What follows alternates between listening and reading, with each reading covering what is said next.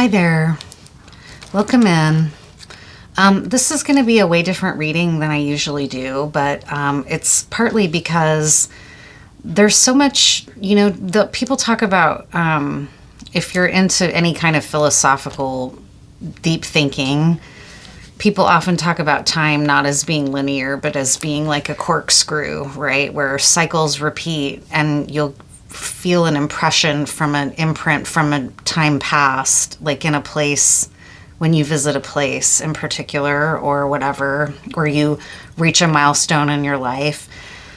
And I'm really having that happen so much that I almost don't know what to do about it other than bring it to my channel, which right now is my main creative work, is making this YouTube channel.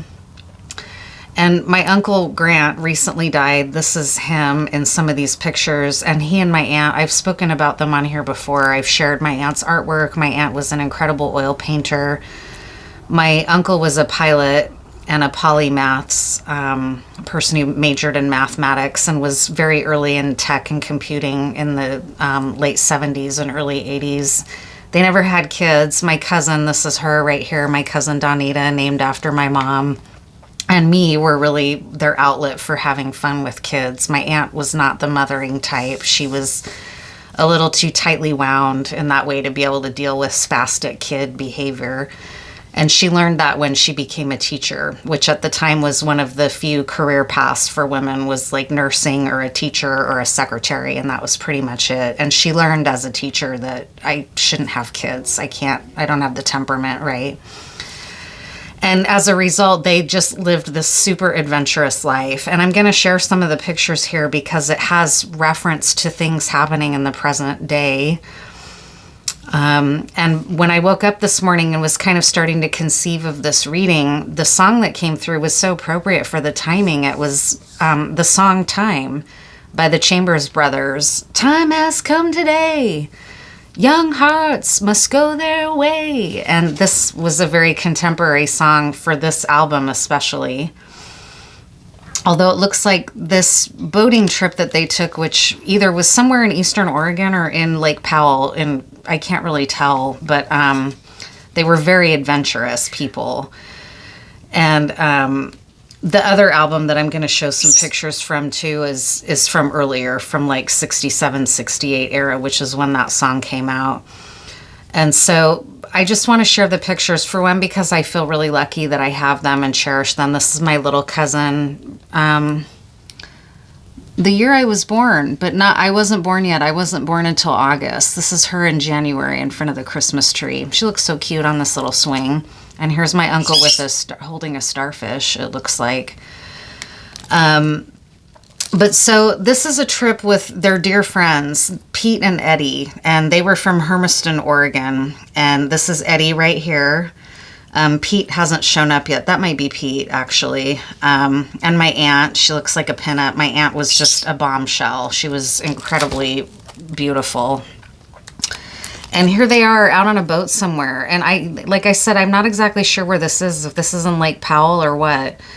But here they are on a boat. My aunt's got her University of Washington t-shirt. They were huge into water skiing, right? Here they are water skiing. Here they are speeding on this boat. Someone must have done a belly flop or bit it on the water ski maybe and gotten a big bruise on their stomach. Here's Eddie and Pete again with my uncle. They're best friends. They did a lot of this kind of adventurous stuff together. And both Pete and my uncle Grant were pilots. They both were into single engine planes. And just always down for adrenaline. Like that was their thing. They loved doing this kind of stuff. And I don't think any of them had kids. So look how cool my uncle is right here, just in his aviators, right? Like they were just cool. They were a blast to have as an aunt and uncle. Really, really fun people. Here they are. It looks like maybe some type of swallow nest here. I don't know. Yeah, I wish I knew more. This is their cat Gollum, a Siamese cat named after Gollum and The Hobbit. My aunt in her little bikini. I think they even brought their dog and cat on this houseboating trip that they went on at some point. But you can tell they're real young here with these sideburns, very much in keeping with the style of the time. Tubing, water skiing. There's Boris, their German Shepherd. This looks like it must have been somewhere on the river because of these logs. It must have been logging. So somewhere in eastern Washington, maybe. Up through the locks, up above the Cascade Locks, maybe, into the desert part of the gorge. And look at that. It's wild. That's Boris and Gollum on a log. So anyways, I'm getting lost in the imagery here. But they were... Oops, I burned out my candle again. I did that again. I did that in the last reading, too. And I just wanted to show some of these pictures. Here's my uncle with his plane. They both had planes. Both Pete and my uncle had planes. They were hard, you know, it's not like it was a cheap purchase for either family. But this is Eddie and Pete and my uncle at the plane. Eddie, the best friend, out at the coast somewhere. They probably flew out to the coast in the plane. Another group shot of them. My uncle and Boris at the plane. My uncle, I think this was my uncle's plane. I think this was his. It might have been Eddie's, though. I'm not sure. But with this picture with my aunt and Boris by the plane, I think it's the one that my uncle bought. And there's him holding the keys. Maybe it's the day he bought it. Very excited. They were very excited to be doing this kind of adventurous stuff, flying planes. And out in the desert, maybe this is in Lake Powell when they went houseboating. Look at my aunt. She's just a knockout in her little black bikini, just living it up, right, in life. And then there's my uncle and Pete. And then as side distraction is my grandma, my aunt's mom. This is my grandma Schneider and my grandpa Schneider. They got married very young. I think my grandma was 16 or 17 when they got married, and she started having kids. So often when you're having kids that young, it's almost more like they're your siblings, right? And this is my late mother. She died at age 27. I think this is probably like her senior portrait. She was also really beautiful. My dad was bowled over when he met her. And they had a happy relationship. So anyways, the reason I show all those pictures of Pete and Eddie is to talk about the fact that they borrowed a doctor friend of theirs plane to fly up to Ketchikan, Alaska. And the landing in Alaska is pretty hairy. It's often the weather's really intense. And, they took this, my uncle begged my aunt to go, but Eddie had already been doing a lot of really risky flying, like flying down under power lines in the gorge. In fact, that might be what this gorge trip was that they flew out there. And I just want to show all of them here. So my aunt was like, no, it's too risky, it's too scary, and I don't trust Eddie's flying, right? Like, she just felt really uneasy about the whole thing. And they were big risk takers, right? They were really adventurous people. So my uncle begged, and she said, no, we're not going. They had got a new puppy also. This is Boris, and then they had gotten a younger dog, Radar. And so Pete and Eddie went with another couple. They invited another couple instead, and they flew to Ketchikan. Oh, shoot, I meant to pull up this text that my Uncle Skitch sent me about it, because on their arrival in Ketchikan, they were going in for their landing, and air traffic control said, no, you need to circle. You're not lined up properly to the runway. On the runway line, so you need to circle back and try again.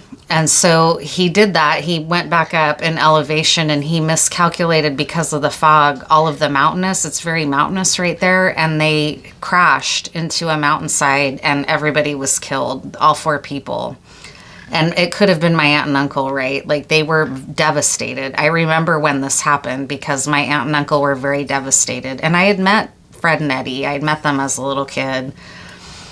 And they were very shaken by the whole thing, right? Because it very easily could have been them. And so it's just weird that this plane wreck stuff that's happening in the world really makes me think of this time in their lives. Like, I went in their plane with them a few times. They really had to talk my dad into it. My dad was nervous about it because single engine planes are sketchy, right? And But we flew to the beach once they took me and my dad to the coast, and they sold the plane not long after that because my aunt was like, it's not worth it. Life is too short. And my uncle had also had a kind of a close call where he sort of thwarted some of the regulations in the air up around SeaTac International Airport. And he actually got called in by the FAA to account for what he had done and why he had ignored their instructions. And after that, he just realized and they sold the plane.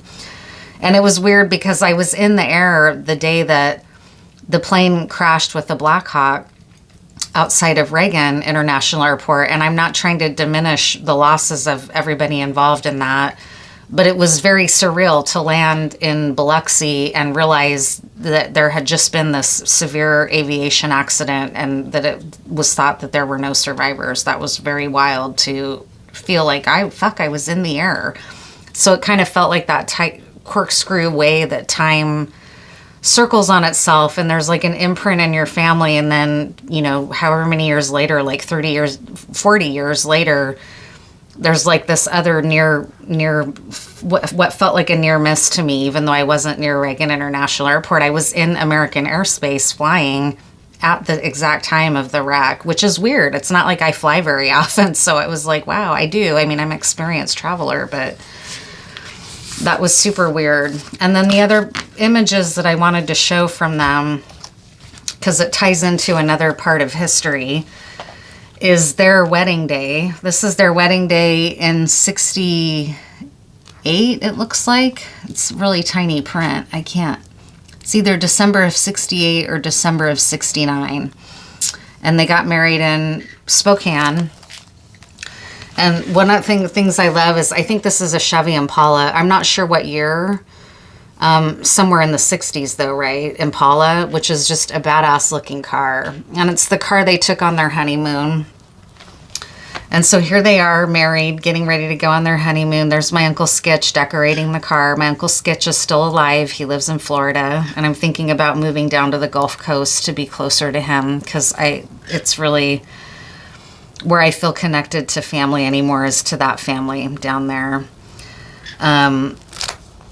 And so they get in this Impala and they take off on the road to go on a road trip to California. They drove past Crater Lake. Here's my aunt looking just sexy and stylish as fuck with her blonde bouffant. My uncle acting like he's being arrested, right? This is even earlier, pin-up pictures of my mom and my aunt and these little outfits they made. My grandmother had kicked them out one night and told them never to come home, and they had to walk miles and miles in the rain and ended up calling somebody else to help them get somewhere to stay for the night because they had nowhere to go. And I think this is from that time when then my grandpa went and begged them to come home and they refused. So this is that interesting time in their life. But here again is back on the honeymoon. Crater Lake. This is this fun road trip for them, right? Just this beautiful time. Here's them kissing by a sign. The Smith River. Oh, that's cute because that's my uncle's last name. So they're kissing at the Smith River sign. I'd never noticed that. And so they're so happy, right? They're just delighted and happy and carefree on this road trip. Here's my aunt driving the Impala, right? I love that it has red interior and she's got her shades on. She just looks cool as hell, I think. Look at her again. Look at her big brown eyes. She just looks beautiful here. And how happy they were. They were so happy, and they were a very happy couple. But the reason I wanted to show these road trip pictures is because traveling by car at that time was very different for white people than black people, right? Like they could have this carefree life where they could get on a plane and fly to Lake Powell, get in a car and drive down to California, and without a care in the world, right? They didn't feel unsafe. They didn't feel like it was dangerous to do something like that. And what a different America it was for them than it was for the black community at this time. And I wanted to just highlight that because I understand as I'm looking at these photo albums what a different world they lived in than what the black community lived in, especially at that time. But even now, it's not like that's over.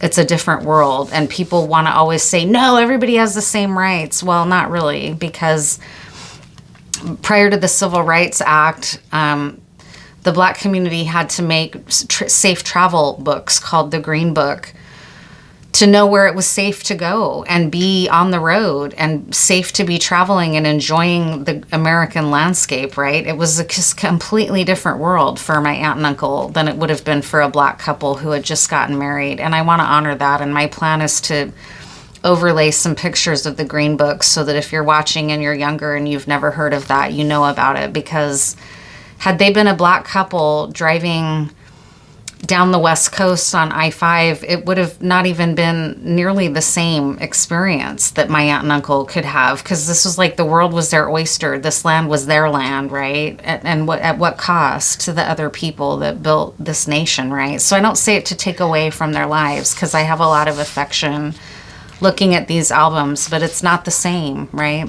And even after the Civil Rights Act, it's not like suddenly Black people were safe to drive across the country and not have to worry about segregation or sundown towns or anything, right?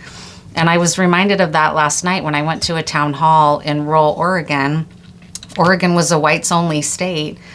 So the Pacific Northwest has been like considered a safe haven for neo-Nazis and skinheads. And there were skinheads at the event last night, and it was just a reminder of like a lot of that just got driven underground. You know, it didn't go away, and now all of that is feeling emboldened again because of Elon Musk. These skinheads felt like they might not have really been fash. They might have been, you know, not all skinheads are racist. There's skinhead movements that are anti-racist, right, and that believe in street fighting in defense of the community and not causing terror like neo-Nazi skinheads do. So it's possible that they weren't neo-Nazi skinheads, but I grew up around here and their vibe felt kind of dark a little bit the longer I observed them. So I just want to honor that and name that for Black History Month. And I think that's everything I wanted to say. And also just acknowledge that, I mean, they felt so confident and like the world was theirs that they felt like they could fly up to Alaska in a plane he had never flown before, right? Like in a region that was notoriously dangerous to fly in. You need to be a really good pilot. And this guy was so cocky, he was like flying under, you know, it's just wild. And part of me wonders like how much of that was just this feeling of invincibility because the world was designed for white people at that time and everything was considered theirs, right? And I don't know. I'm not trying to take away from their memory because they were very happy memories for me too. And I remember vividly when they died in that plane wreck, my aunt and uncle were just absolutely devastated and shaken up because it could have been them, and it came very close to being them, right? So I don't know why, but I wanted to honor that here because that's my family. And this is a place I have to do that. So maybe what I'll do is put in a timestamp. So if this is not as much of interest for you and you just want the card reading, you can fast forward to it. Yeah, but it's humbling. And these could have easily been lost, but because I found out at the last minute about my uncle, because at some point it's a long story that they had gotten estranged from the rest of the family, but I'm so glad that in his last days I got to be with him and support his hospice care and go visit him and help him know how loved he was, because a lot of my joy in my childhood came from my aunt and uncle because they were so adventurous, and my dad was a workaholic, so I got to just go with them and be carefree and watch them water ski and swim and hike and camp and do all those exciting things that my dad didn't have time for, right? So now I'll just do a reading. What should we know about times like this, right? What should we know about our current time? What's a good point in time message for us about this time in the nation or in our lives? It doesn't have to be U.S. centric, right? Or Turtle Island focused. It can be world, you know, for anyone in this collective. This is probably an international collective, right?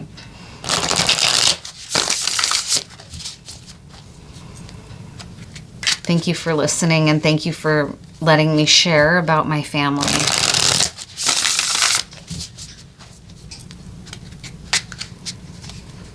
What's important for us to know right now?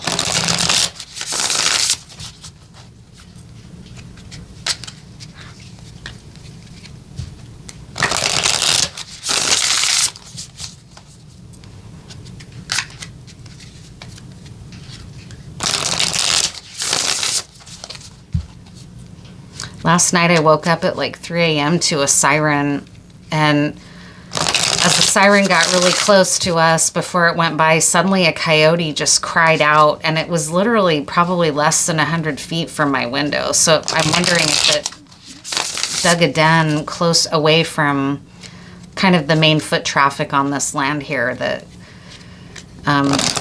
some of my, or one, at least one of my landmates typically is not okay with that, doesn't want a coyote here. I like it. I feel like it's an honor. And so when I heard the coyote crying to the siren last night so close to my window, I loved to hear it. It made me feel good. But it sounded kind of ominous too, you know? It was like, we're in really fucking freaky times. Really scary times.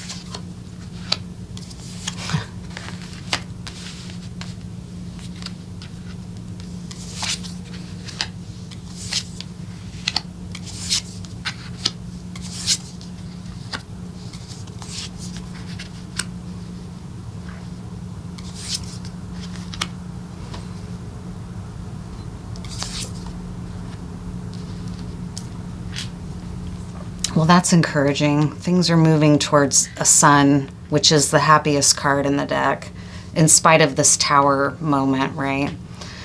So the Three of Pentacles to me speaks to having realized that maybe some of the people that we were working with, there's been a major reordering of that. And often political elections do that, right? Like you're working alongside people and then somebody like Trump or whoever, a fascist, it doesn't have to be US, but suddenly a political or a ideological divide comes along and cracks the foundation of that and destroys it. And so the people that you once thought you could trust or work with, now there's a major disruption to that. In this position is the Star card, which is like the heavens acknowledging, like, don't lose hope. These are tumultuous and scary times, but hang on to your hope, right? Hang on to the things that you believe in.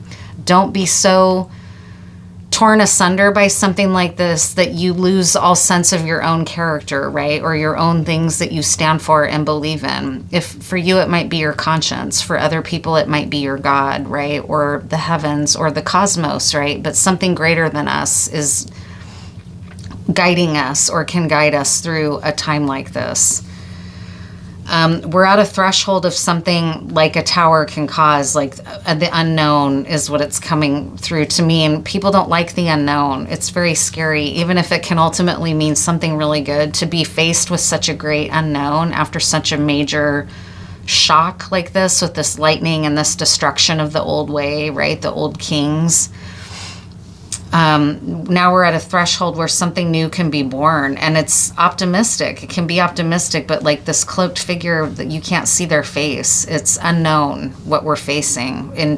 We're going into the unknown from a time where maybe we feel like we've had a theft of the old. Like we might not feel safe after something like a fascist regime rising in power, or, you know, a famine, or it doesn't have to be. I'm trying to not make it just about the U.S. landscape, because I hate how U.S. centric I even can be, right? The U.S.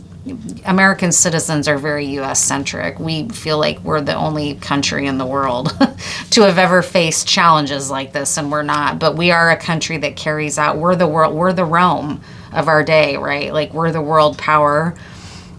And we may be feeling as citizens of this era, like everything's being stolen from us, right? Or that we don't have, we're not sure who to trust. This person strikes me as very suspicious, right? And that's an energy that's starting to wrap up. What's coming is the Magician, and this can go either way, right? If you're dealing with a dark magician, it can be really terrifying, right? But also magic can be used for good, and power and the esoteric can be used for good. And this figure strikes me as walking on that tightrope, right? And that's the Magician card. The Magician card can be a frightening figure. A magician can be a frightening figure in the tarot, where he's always got to be checking himself, maintaining his ethics. And that's what we're being advised to do here, is that keep our eye on the star, keep our eye listening to our conscience on something greater than us that can guide us in a stable way, when we may often want to be manipulative and turn dark and let our shadow run wild, right? That's the energy that's coming, but to me, it's empowering. I love the Magician card. I don't have a bad relationship with it. A lot of readers will often say, oh, black magic, you know, darkness, the Magician, you're being manipulated. I don't have that relationship with the Magician card. For me, it often shows up more as a good thing. But it's energy that's coming regardless. And it's energy that's bigger than us, because it's a major arcana, right? It's number 1 in the deck. So it's the beginning too, as well as this 2 of Wands indicating a threshold into something new. This is the new. It's magic, maybe. It's something different than we've known before, which was order and structure, law and order, right? Versus magic. That could be like a shift in consciousness. This card represents us, and we're in a sorrowful place. The 3 of Swords is a card of mourning, and it's how I felt thinking about all those things, thinking back in time, thinking about all these plane wrecks and uncertainty and unknown, and my own losses and my own family. Like, it feels very personal and global all at the same time. And it's okay to acknowledge that here. Again, often people don't want, oh no, the 3 of Swords, it's sorrow in the heart. Well, you know, these are sad times. What's coming though towards us in this collective is a very needed shot of clarity. The Ace of Swords is like the sword of truth, and it's coming for us. It's coming towards us. This is the energy coming from outside of us. So this unknown, a lot of the anxiety that the unknown can create, and a feeling of not knowing who we can trust, and even that we might be walking among wolves, this is very welcome and needed. We're going to go from unknown into seeing exactly what's going on, and being able to understand what is the magic that's coming in a good way, right? What we're hoping for is love and connection and trust, not this feeling of mistrust, but a feeling of stability. I love how it's this red and blue here. It's groundedness and it's truth. Clarity, right? We want that, and we want it in the realm of the heart. We want to be certain in our hearts, because the cups speak to the heart and the water element. And he's seated in a stable way though, but he's in the water. I love these images of the Bowman deck. And the outcome is the Sun card. So this is very hopeful after a time of major uncertainty, and often like a storm will come in and tear everything down and shake everything up and get out all the dead limbs, and like really be chaotic and scary and frightening to live through. But then when the new day dawns, it's hopeful, and it's newness, and it's an opportunity for something new in its place, and for the forest to be restored to health. And this is what that's striking me as, is that even though this feels very chaotic, what's coming is this, the dawn afterwards, where there's love again, clarity after a time of sorrow. Can we know anything more about the Sun and the 2 of Cups here? It could be a loving relationship, right? Like if we're just speaking about our own personal lives, this could be like after a time of disruption, like a divorce and a breakup and an upset of the order in your life in a total and complete way. What's coming in is this magical, beautiful, new clarity and joy. So that's very hopeful and optimistic. And that's what that star card is representing. Like, don't forget, hang on to hope. And this card also represents the higher realm. So it's like a blessing from the heavens. Like we're being witnessed for the fear that we're in, with the star card being in that position. As a spiritual collective, it's like God saying, I'm watching over, don't forget, be still and know that I am God, right?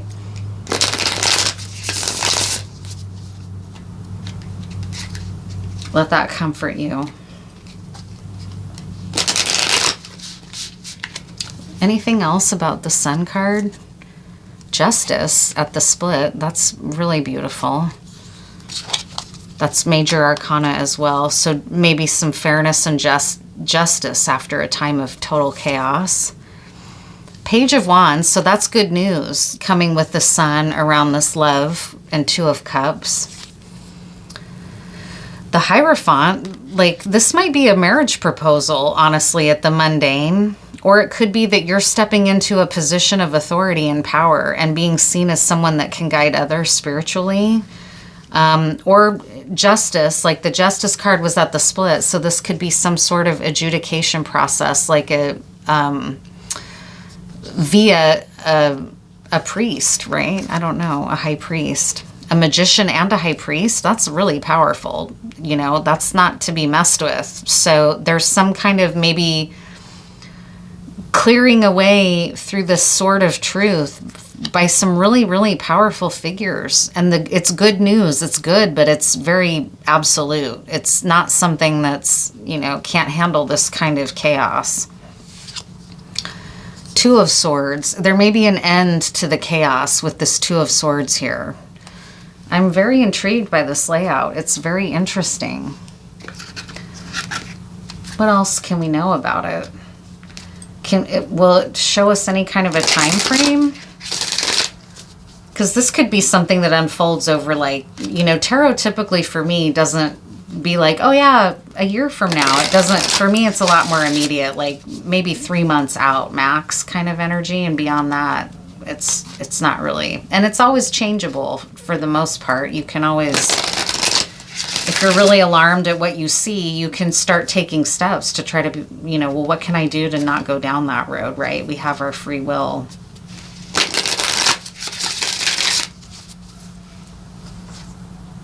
Healing. This card's been coming up a lot. So plants can help us through this time. This is a crossroads. It's reflected 3 times here. We're at a crossroads. It's being very highlighted in this card.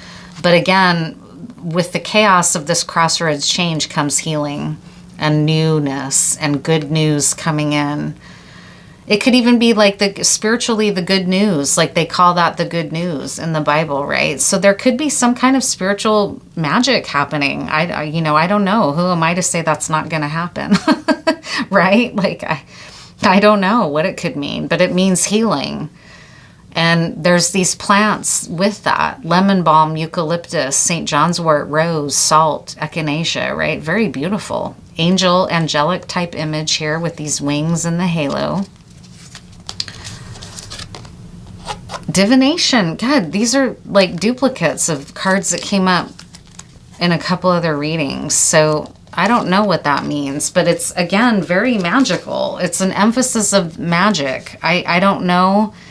Maybe it's not for us to know. Maybe it's beyond our understanding.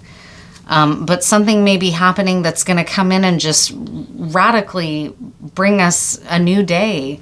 Young hearts can go their way, like that song.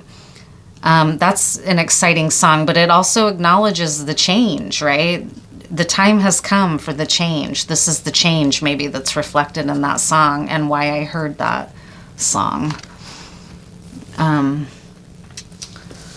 What else? Maybe I'll pull some Colette Baron Reed and see what her cards have to say. What are we to understand about this time and these changes?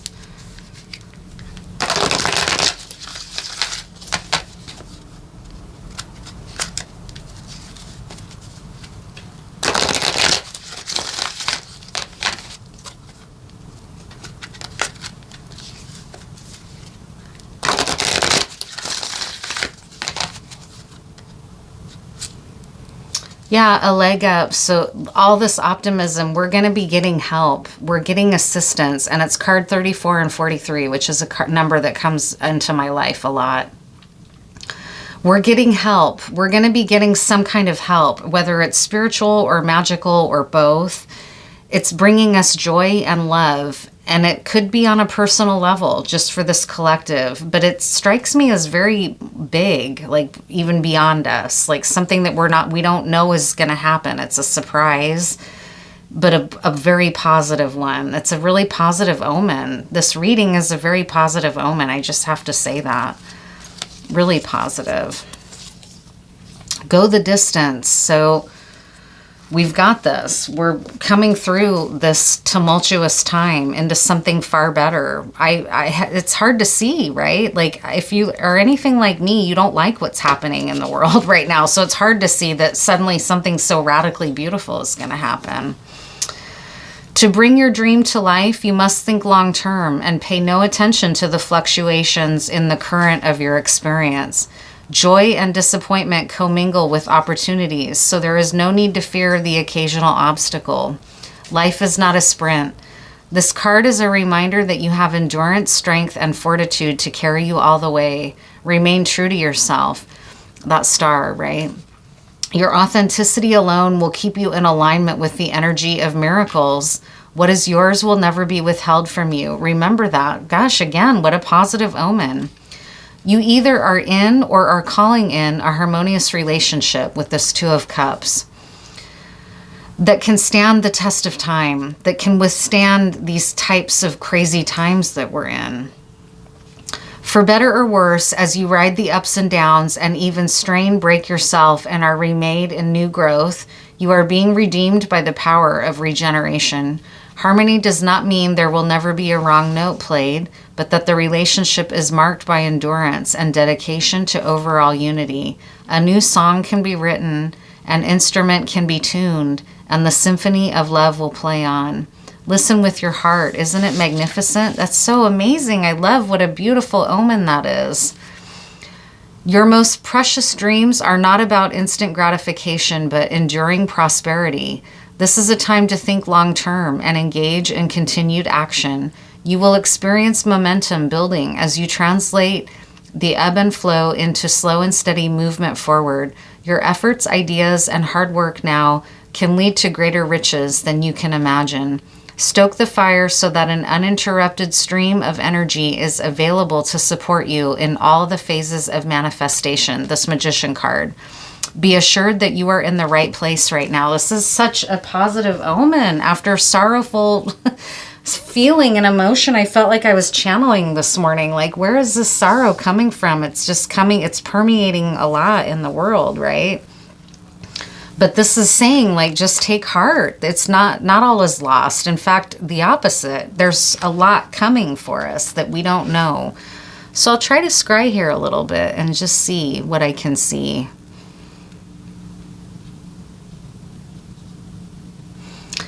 A moon face, like a moon, man in the moon coming through. A moon, a lunar white round, like white light of the moon kind of face in here I'm seeing.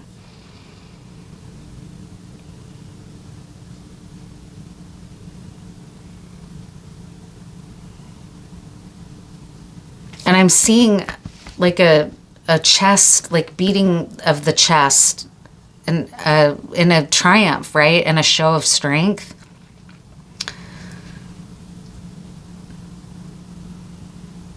Wow, that is amazing. That is so cool.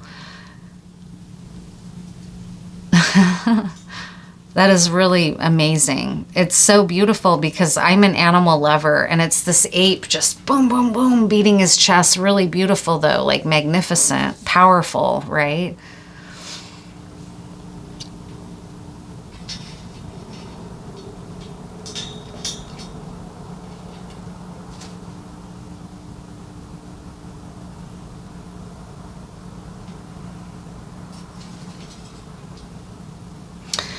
I'm seeing a metronome, and that came through back in one of my obsidian mirror gazes, which is a timekeeper. So that strikes me again as time, like the Chambers Brothers song. Like there might even be a metronome in it. It's I think a ticking clock, right? But they might have used a metronome. I don't know, but a metronome is a ancient invention.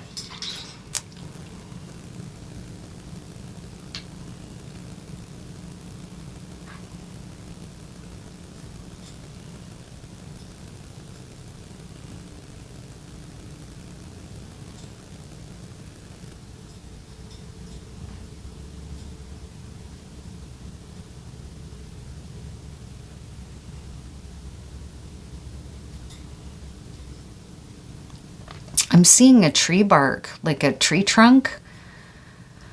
And I don't know what kind of tree it is. It might be birch bark or aspen bark. I can't tell. It's real pretty though. It's like that white bark with a lot of linear, I don't know. Tree bark is very protective though.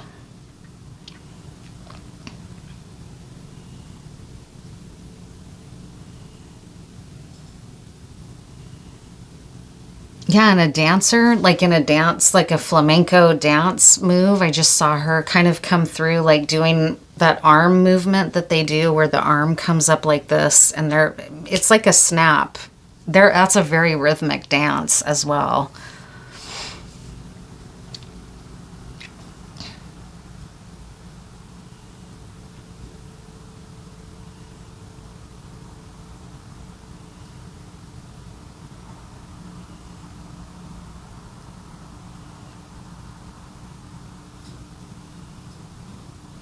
Yeah, she's really taking over right now. It's like all I'm seeing is this dancer.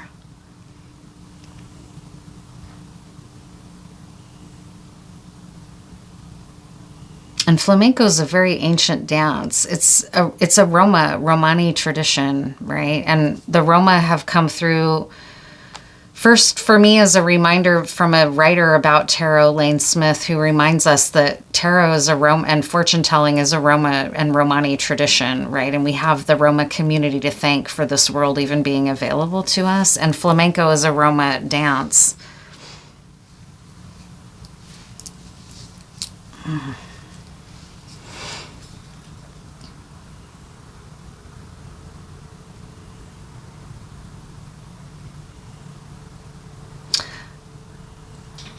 There's another song coming through by the Guess Who, and I channeled that song a few nights ago, and I remember being like, that's kind of weird. I'm not even really that much of a fan of that song, but it might be from that same era. These eyes are crying. These eyes have seen a lot of love, but, so that song might be from that same era. Whoa, I just saw something in this card. This really strikes me as a face, like a sacred face. It's upside down, and it's coming through as its own facial image that's smiling, like a smiling spirit.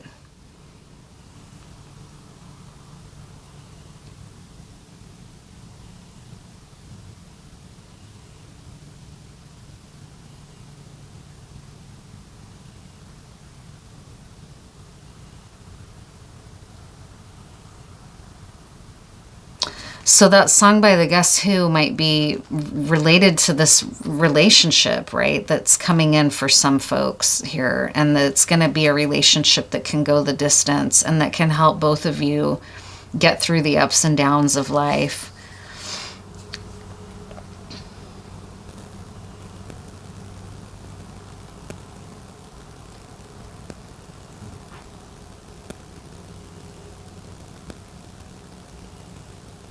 I'm seeing like the 8-figure infinity figure. I called it an Oberos in another reading, but that's not the right term. I mean, it's the same kind of idea, but it's got its own term besides a sideways figure 8, right? Like there's its own term when it represents infinity. So that's interesting too. Wow, because that's another like outside time is infinity.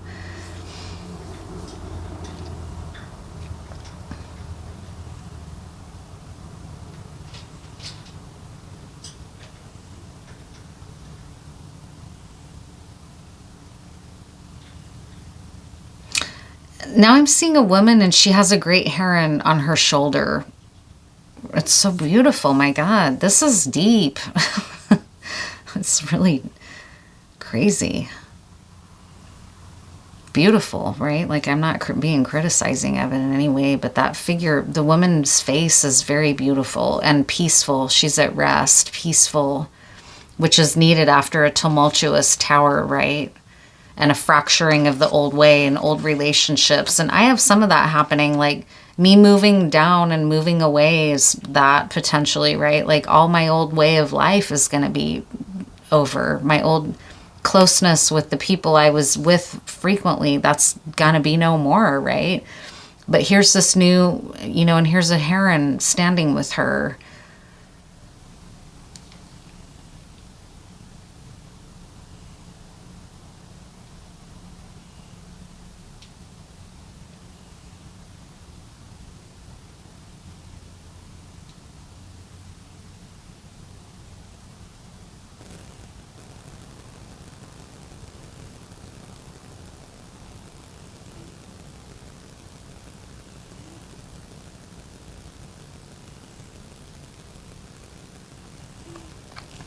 Now I'm seeing a myth, and I'm pretty sure it's a Pacific Northwest myth, but it might not. It might be from more central Turtle Island, like Plains area.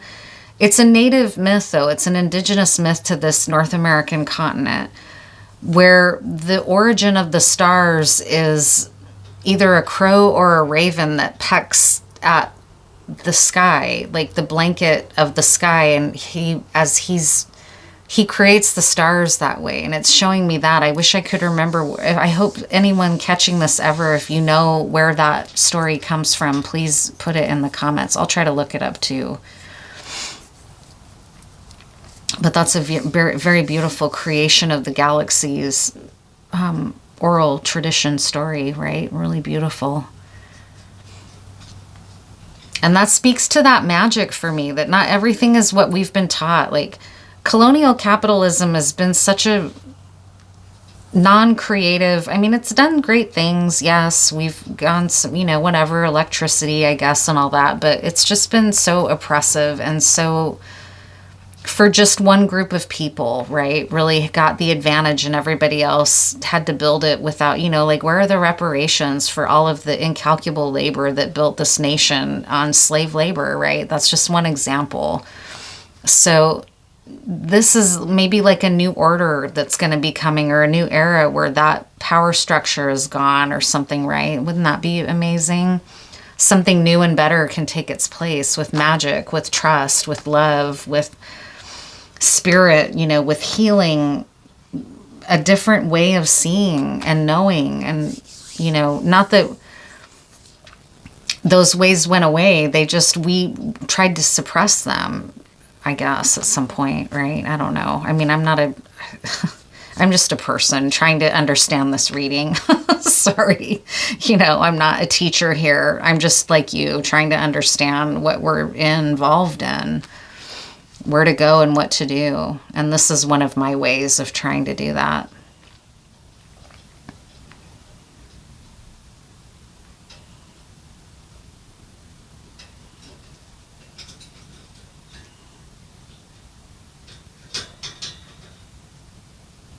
Yeah, now I'm seeing like a little tiny monkey, kind of like a little spider monkey or capuchin monkey. The natural world is really coming through, like speaking to us. And that makes me feel hopeful, like this cheetah, right? Like that polar bear and the cub. Like, I like